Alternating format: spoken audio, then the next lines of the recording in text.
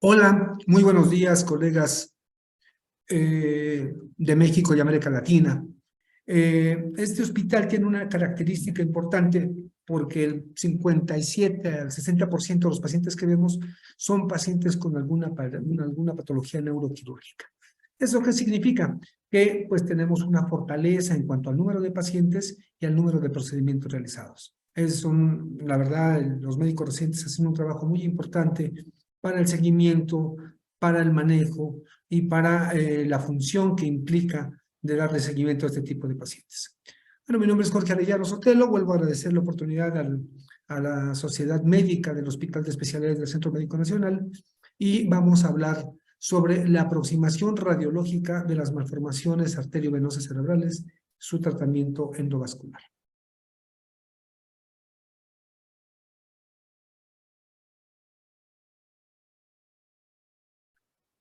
¿Cuál es el objetivo? El objetivo es conocer las manifestaciones clínicas, características radiológicas, así como la técnica más adecuada para su diagnóstico, clasificación, planificación del tratamiento endovascular y neuroquirúrgico. Esto es muy importante.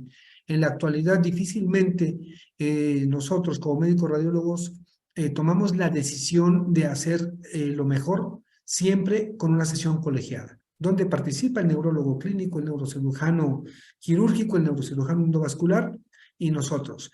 Y la mejor oferta terapéutica, sin duda, es la que se decide en una sesión colegiada. Y eso es muy importante por las complicaciones que pueden suceder. ¿Cómo definimos una malformación arteriovenosa? Es una clasificación clásica del libro, que es un complejo anormal de arterias aferentes que se comunican con venas de drenaje y que son distintas de otras lesiones vasculares congénitas, como las malformaciones de la vena de Galeno y las malformaciones arteriovenosas durables. Las malformaciones piales, sin duda una de las diferencias, a diferencia de las malformaciones de la vena de Galeno o fístulas durales, es el comportamiento del ovillo. Hay ovillos donde son realmente con un componente fistuloso alto y ovillos con componente fistuloso bajo. Eso es muy importante porque esto nos va a traducir en cuanto a la planeación de la terapia endovascular. No es lo mismo tener una fístula de alto gasto donde tenemos que utilizar muchas veces coils y posteriormente cementos o adhesivos de alta densidad para evitar la migración hacia el nido venoso. Las malformaciones arteriovenosa se definen como una conexión anormal entre las arterias que suplen el tejido cerebral y las venas de drenaje, formando una comunicación por medio de una red de vasos en el tejido cerebral sin que exista un lecho capilar entre estos. ¿Cuáles son las características de las malformaciones? ¿Cuál es la condición o la patología? Son errores congénitos en la morfogénesis vascular, se localizan tanto en el cerebro como en la médula, su edad de presentación varía de los 20 a los 40 años, tienen un riesgo de hemorragia muy importante entre el 2 al 4% en presentación anual, algo en la cuestión clínica que el 50% debutan con una clínica secundaria a hemorragia subaracnoidea, parenquimatosa o convulsiones. El 98% son de presentación única. Recordemos que este tipo de malformaciones muchas veces se traen desde el nacimiento y el paciente puede pasar desapercibido toda su vida sin tener alguna manifestación clínica. Y algunas veces, independientemente de la edad, la malformación se puede romper o puede cambiar el flujo y esto hace que haya una ruptura de la malformación.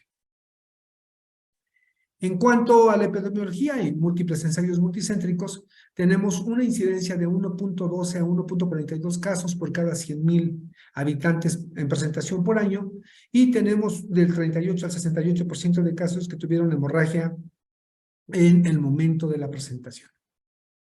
La presentación clínica, cómo debuta una malformación cerebral, puede presentarse con hemorragia intracraneal, convulsiones, cefalea.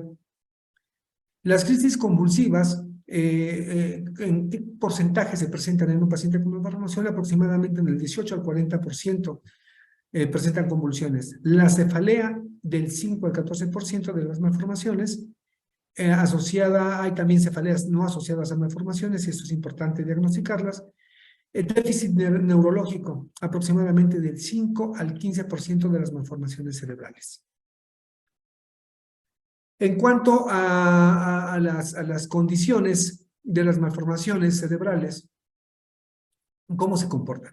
Tenemos malformaciones con shunt arteriovenoso y malformaciones sin shunt arteriovenoso. Cuando tienen un shunt o una comunicación arteriovenosa pueden ser fistulosas o plexiformes. Cuando no tienen shunt pueden ser cavernomatosas o cavernomas, los cavernomas como tal, anomalías del desarrollo venoso o angiomas venosos y telangiectasias capilares. De las fistulosas tenemos las directas, la comunicación de arteria-vena de forma directa, las piales, las durales y las verdaderas malformaciones arteriovenosas. Podemos tener casi siempre la malformación pial pura, difícilmente tiene algún aporte o alguna otra diferencia de aporte nutricio. En un estudio de Gross y Du, un metaanálisis de los más avanzados y de los más serios que hay en el mundo, en relación al metaanálisis de los factores de riesgo que predicen la hemorragia en las malformaciones, ¿cuáles son? Los factores de riesgo puede ser que haya habido una hemorragia previa, que la ubicación cerebral profunda es también muy importante. Entre más profunda, entre más hacia los ganglios de los ganglios basales se presenta la malformación, tiene más riesgo de ruptura. Entre más periférico, más cortical tiene el ovillo, de pronto tiene mayor beneficio en cuanto a la terapia endovascular y en cuanto al riesgo de ruptura. También el drenaje venoso profundo exclusivo y aneurismas asociados. No es raro que por la hipertensión nidal tengamos aneurismas asociados y principalmente es un porcentaje del 60% a 70% que presentan aneurismas venosos y menos del 30% tenemos aneurismas de hiperflujo. Como tenemos un ovillo hipertenso, ¿qué pasa con las arterias aferentes? Aumentan su presión y en las bifurcaciones podemos tener aneurismas. Entonces, a estos aneurismas les vamos a llamar aneurismas de hiperflujo asociados a un ovillo hipertensivo. En cuanto al drenaje venoso, los autores encontraron en este metaanálisis una tasa de hemorragia significativamente más alta entre las lesiones con menor número de venas de drenaje, con drenaje venoso deficiente, donde puede haber estenosis grave menor al 50% u oclusión de las venas de drenaje, y un drenaje venoso profundo. En cuanto a la localización, si es profunda o infratentorial, comentábamos. Cuando la localización profunda en ganglios basales, cápsula interna, tálamo, cuerpo calloso, tenemos más riesgo de complicaciones, más secuelas y de hecho, como vamos a mencionar en un momento más la clasificación de Spessler-Martin, en cuanto a la elocuencia de la zona. En cuanto a la elocuencia de la zona, pues todo el cerebro tiene una importancia significativa, pero hay zonas donde son realmente elocuentes en cuanto a la letalidad. Si nosotros tocamos o embolizamos ganglios basales, cápsula interna o tálamos, realmente son malformaciones en la actualidad difíciles de tratar o no hay nada que ofertarles. Si nosotros tocamos una malformación talámica, dice la clasificación de Spessler, independientemente del drenaje, independientemente del tamaño, independientemente de del flujo que tenga. Si tienes una malformación de 3 o 4 milímetros en el tálamo, no le puedes hacer embolización, no le puedes dar CyberKnife, no le puedes dar radioterapia, no le puedes dar nada. Prácticamente es una localización letal. Así como el tallo cerebral o el cerebelo, son lesiones realmente muy difíciles de tratar y sin duda es el reto para nosotros cuando tenemos una lesión en esta localización. La tasa de ruptura significativamente más alta entre las lesiones cerebrales o profundas e infratentoriales, vean ustedes, 7.5 versus 2.3%. Si en cuanto a la ubicación cerebral profunda o infratentorial, solo del 9 al 3.1%, en cuanto a la localización cerebral profunda e infratentorial más drenaje venoso, 8% de riesgo, localización cerebral profunda e infratentorial más hemorragia en presentación inicial, riesgo de complicación y de ruptura, 14.8% por año. Y aquí están las complicaciones en cuanto a la complicación y la localización de acuerdo a la clasificación. El riesgo de hemorragia cerebral aumenta si el paciente presenta las siguientes condiciones. Eso es importante. El paciente, cuando vamos a hacer terapia endovascular, nos pregunta, doctor, hay riesgo de ruptura o se puede romper durante la terapia endovascular o durante el tratamiento. Y estas son características y condiciones que sí debemos de saber y debemos de conocer. Entonces, vamos a decir que el riesgo de hemorragia cerebral aumenta si el paciente presenta esto. Episodios previos de hemorragia, y aquí dice índice de riesgo 3.2. Localización profunda en el cerebro o en el tallo cerebral, índice de riesgo 2.4. Drenaje venoso exclusivamente profundo, índice de riesgo también 2.4. Pacientes sin ningún de estos factores de riesgo. Fíjense que el riesgo es muy bajo cuando no tienen sangrado previo o distribución profunda o drenaje exclusivamente al sistema venoso profundo, cerebral sin tenas, basal de Rosenthal. El riesgo muy bajo de hemorragia es menor al 1% anual. Si hay un factor de riesgo del 3 al 5, si hay dos factores de riesgo del 8 al 15, y si hay tres factores de riesgo menor al 30% anual. En cuanto al nido malformativo, si tenemos un nido menor de 3 centímetros, se ha asociado con hemorragia en presentación inicial, y lesiones más grandes, más de 5 centímetros, parecen predecir eventos hemorrágicos futuros. La verdad, hemos visto malformaciones a veces de más de 10 centímetros, como el nido ya es un nido hipertenso y se ha acostumbrado a los cambios hemodinámicos, pocas veces tiene ruptura o hemorragia. Este es un estudio de japonés donde se revisaron retrospectivamente un aproximado de 24 pacientes con malformaciones arteriovenosas y encontraron tasas anuales de hemorragia del 5.4% para lesiones grandes, 2.1% para lesiones pequeñas y 3.6% en general. ¿Esto qué significa? De cada 100 pacientes que nosotros evaluemos con malformaciones ya documentadas independientemente de la localización, el riesgo general de ruptura es 3.6% en general. El diagnóstico por imagen, eso es muy importante. En la actualidad no se hace, la verdad es que ya no hacíamos, a diferencia de hace 30 años, angiografías para cuestión diagnóstica. La angiografía se ha dirigido en la actualidad solamente para cuestiones de tratamiento. Era el estándar de oro, sin duda. Ahora tomografía computada, angiotomografía, resonancia magnética, con los avances, por ejemplo, los tomógrafos de más de 300 detectores o los resonadores 3 Teslas con programas específicos para cerebro, la verdad es que tienes una sensibilidad y una especificidad mayor del 98%. No necesitas una sustracción digital para hacer un buen diagnóstico. La evaluación por imagen, entonces hay que hacer un diagnóstico, tomografía de resonancia, planeación terapéutica con angiografía, y el seguimiento habitualmente lo hacemos con tomografía o resonancia, depende de la malformación. Tomografía computada, sin duda, para detectar hemorragia, una sensibilidad mayor del 90%, suficiente para que nosotros lleguemos al diagnóstico, por ejemplo, imagen hiperdensa, parietal, sustancia blanco profunda, cortical derecha, para documentar si este tiene origen malformativo o no. Una ventaja de la tomografía computada que puede mostrar vasos agrandados o calcificadas a lo largo del margen de la hemorragia o regiones de densidad aumentada correspondientes a un nido vascular. Si ya está parcialmente embolizado o embolizado, logramos ver el material embolizante, las áreas de necrosis y las zonas de encefalomalacia. Se fijan, con tomografía computada es más que suficiente para llegar a la planeación de este tipo de procedimientos. Resonancia magnética, angio-RM, es más limitada en cuanto a la detección de malformaciones cuando son de alto flujo, pero también en las de alto flujo, con este tipo de programas como un tiempo de vuelo, vean este tipo de malformación de bajo flujo, es la verdad sensibilidad más del 98% para diagnosticarlas.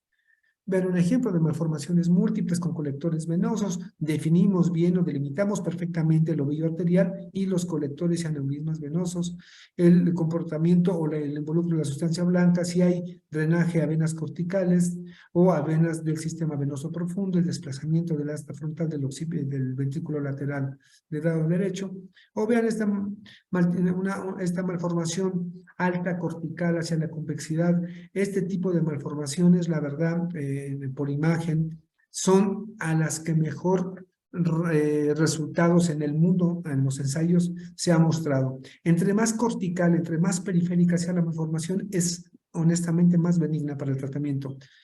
En el hospital tenemos más de 10 años, o se tiene más de 10 años, a partir de que llega el CyberKnife. En este tipo de malformaciones menores de 3 centímetros, corticales altas, lesiones únicas, con el Cyber el paciente queda curado.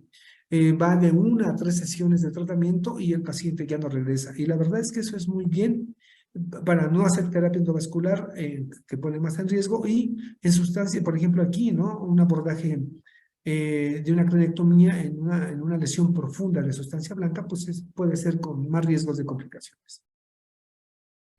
En cuanto al sangrado en resonancia magnética, ¿cómo se comporta el sangrado? Pues esto es para los residentes, para ver si es intenso o hiperintenso, de acuerdo al estadio de hiperagudo a crónico, cómo lo vamos a ver nosotros, las densidades o las intensidades, perdón, de imagen en resonancia magnética.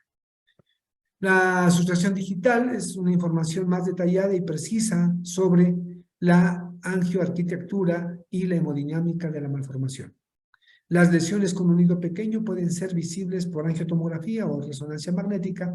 Facilita la identificación de una vena en drenaje temprano en relación con parénquima normal. Las características que se han asociado al riesgo de complicaciones: el número de venas que llegan al nido, la ectasia venosa, reflujo u oclusión venosa, aneurismas arteriales nidales y relación con el flujo, angiopatía, angiogénesis o colaterales piales.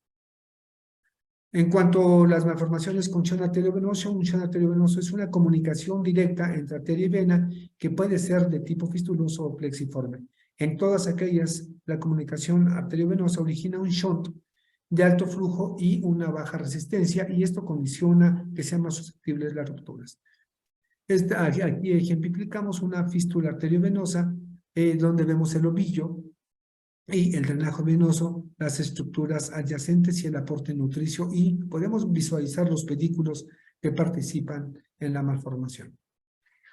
En cuanto al comportamiento fistuloso de la malformación, es una comunicación arteriovenosa directa sin una red vascular interpuesta, lo que las distingue de las malformaciones arteriovenosas puras.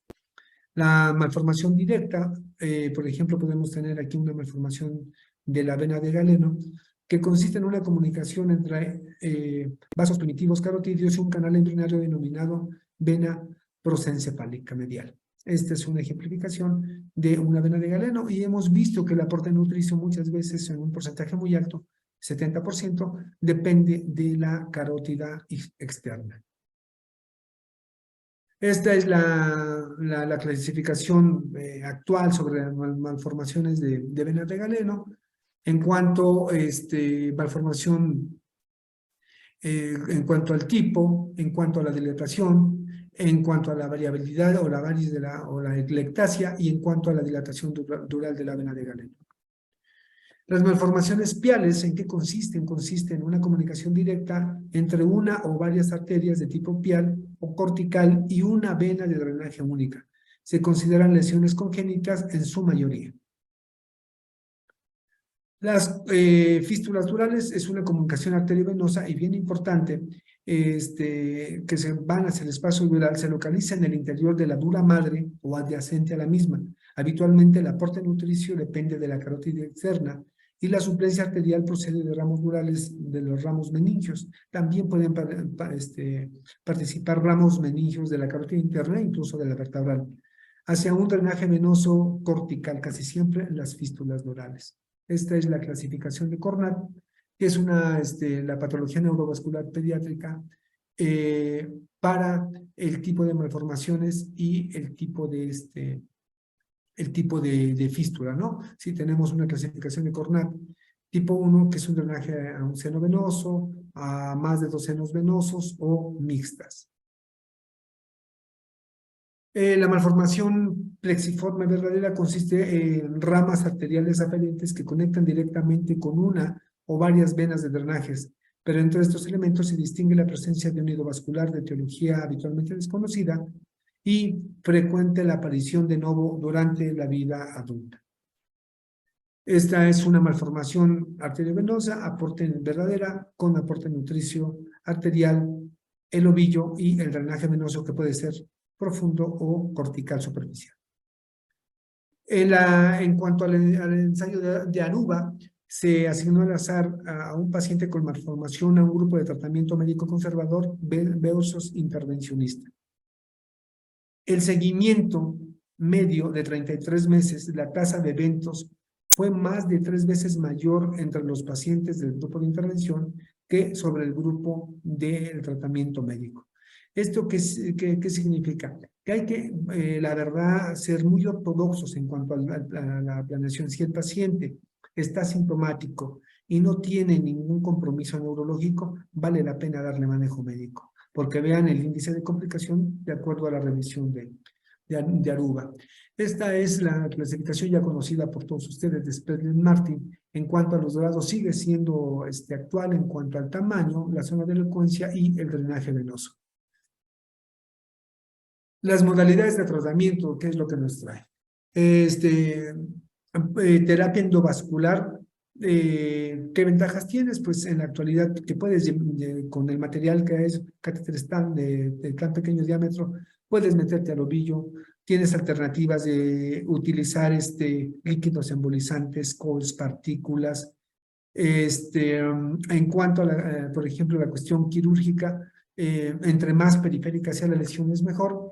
Y lo que les comentaba previamente, ¿no? La radioterapia y el Gamma Knife son no invasivas y la verdad en lesiones periféricas tenemos muy buenos resultados. El tratamiento endovascular es, ¿cuál es el objetivo? Ayudar a la resección de la malformación. Eso es bien importante porque hemos visto que cuando solamente dejamos con la terapia endovascular o con la embolización del paciente, muchas veces la malformación puede reclutar por otros lados. En este hospital, cuando logro embolizar la malformación, en la mayoría de los casos, entra el cirujano para resecar todo el ovillo residual. En cuanto, pues, el objetivo es la reducción de la hemorragia intraoperatoria y reducir complicaciones postoperatorias. La embolización por etapas de las malformaciones arteriovenosas grandes para reducir gradualmente el flujo hacia, antes de su extracción. Pueden ser 1, 2 o 3 sesiones para embolizar 1, 2, 3 o de 1 a 2 pedículos por cada sesión. Las complicaciones debemos de conocerlas, son de acuerdo a la localización. Tenemos complicaciones como embólicas y hemorrágicas, que se reviente la malformación por haberle modificado la cuestión hemodinámica del ovillo, la hipertensión venosa. Si el material sin querer se nos va hacia los senos venosos o hacia el drenaje venoso, pues es más fácil que se rompa a que sí se queda el material sobre los ovillos arteriales, que realmente es el objetivo. Entonces, el tratamiento vascular sigue siendo un tratamiento paliativo, produce déficit neurológico focales causados por robo vascular o hipertensión venosa local o por embolización selectiva de un pedículo de alto flujo. Esta serie de embolización es un seguimiento serio desde los años 95 hasta el 2011, donde se hace un seguimiento donde hay una retiración de rango de acuerdo a, al tamaño y el riesgo permanente y el tratamiento. La verdad, entre más rasgo de retiraciones, más éxito, con más riesgo de complicaciones. ¿Ok? Pues aquí tenemos casos de manejo. El paciente que debuta con hemorragia subaracnoidea, resonancia magnética, donde comentamos los nidos malformativos, en angiografía complementaria, donde vemos aporte nutricio de la cerebral media derecha, los segmentos distales corticales M4, cerebral anterior derecha, segmentos distales A4 y drenaje venoso al seno longitudinal. Después de la embolización, vean ustedes, ya no hay malformación residual y este paciente posteriormente fue sometido a cirugía y prácticamente el paciente queda tratado. Otro caso, en una malformación de fosa posterior, donde aplicamos el líquido embolizante y vamos reduciendo el aporte nutricio. Este paciente en esta distribución que fue occipital, parietal posterior también del lado izquierdo, después de este tratamiento endovascular, el paciente fue mandado a radiocirugía. Así queda después de la embolización y así queda después del tratamiento con radiocirugía. Prácticamente el paciente curado. Vea, por ejemplo, esta ectasia venosa importante con este ovillo vascular de alto gasto. Después de la embolización tenemos un resultado pues exitoso, ¿no? El riesgo de ruptura, entre más se tape, por ejemplo, esto fue en 2 sesiones, entre más se tape, pues es mayor el riesgo de ruptura. Las indicaciones que yo mucho he hablado de la radiocirugía y las ventajas, ¿cuáles son las indicaciones? Que tengan un volumen pequeño, que tengan este volumen pequeño, tiene que ser a menos de 12 centímetros cúbicos o un diámetro máximo de 3 centímetros. En menos de 3 centímetros, la verdad es que el paciente queda curado y puede llevarse de 1 a 3 sesiones. Las malformaciones localizadas en regiones profundas o elocuentes del cerebro suelen ser más selectivas para el tratamiento de radiocirugía, pero sin embargo también en la actualidad se está utilizando. Muy bien, pues compañeros, yo quiero agradecer la oportunidad que me han dado para esta charla. Quiero agradecer al comité organizador, a la doctora Thanos, a la doctora Velar, a toda la gente que nos ha tenido confianza. Yo les quiero dar las gracias a ustedes. Sigan disfrutando su curso, sigan disfrutándose de su evento y esperamos que en eventos subsecuentes podamos vernos y estrecharnos la mano. A todos muchísimas gracias y muy buen día. Hasta luego.